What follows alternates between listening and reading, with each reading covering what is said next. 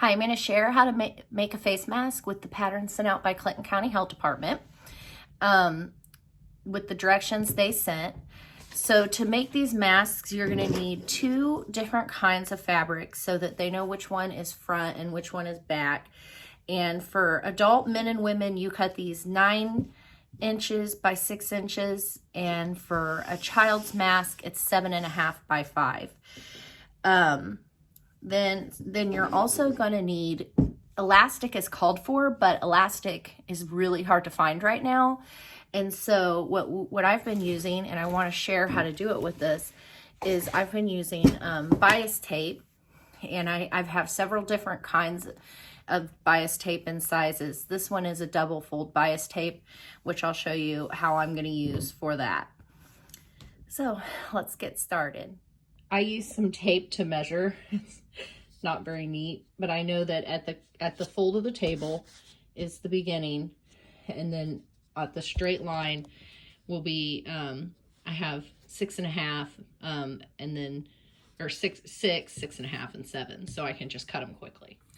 So I have the 2 pieces of fabric for the front and the back, and then I have the bias tape, which is cut at 7 inches because this is going to be for a man.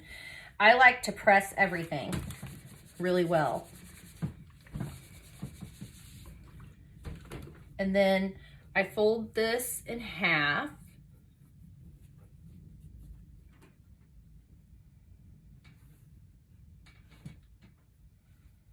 And then press it again.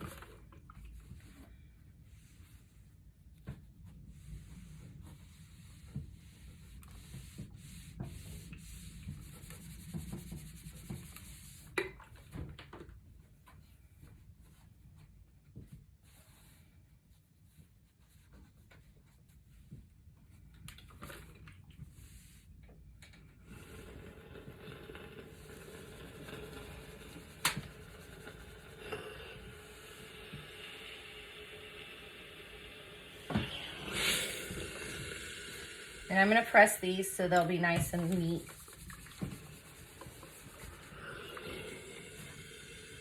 They probably don't need it necessarily, but I like to have that done. Sew the bias tape together down the middle, and then I pin it to the sides. And once I've sewn it, I'll just turn the tape over and sew it on the other side as well. So I sewed it, and then I pinned it over so each loop is up like this. And I'll sew those ends that aren't sewn so that the loops will be on there. Next step, I'm going to pin these fabrics with right sides together. With that done, I am going to sew the top with a 1/4 edge, a 1/4 allowance, and then a 1/2 inch allowance. And then I'm going to sew a casing for pipe cleaner. So as you can see, my seams are in no way perfect. Plus I'm nervous because I'm trying to do this on video. It kind of gets me distracted. But I got the top 2 up here to just hold it together. And then the way that I figure out how to put the, how big to make the seam allowance is I actually take the folded pipe cleaner and I set it down on the fabric with the sewing machine so I can kind of see where it's going to be, and then I sew the not seam allowance but the casing. And then after that we're going to put the pipe cleaner in the case. So I got the pipe cleaner folded in half and put it in the casing, and then it's just kind of like this, like you're re-threading like a hoodie cord or something when it comes out.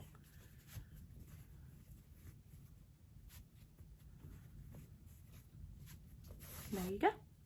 So the next step is I'm going to sew all the rest of the sides together, and I'm going to leave, you want to leave a decent opening. Like I can feel where the handle, where the ear holders are on here, and I try to leave most of that open so it's easier to turn. So I'm going to sew that together with an opening on one side and come back and show you how that looks. So I sewed it together on all sides with a gap right there, and I'm going to go ahead and turn it. So here's a tip. I use a crochet hook to kind of shove the corners out a little bit and make it all look nice and neat. And then I'm gonna press it again. So here it is, and you can see the opening right here, and I'm gonna press that together so that the outside edges of the fabric are inside. And then once I've pressed it and made it look nice, I'm gonna sew along these outside edges on both sides to hold it together a little bit more.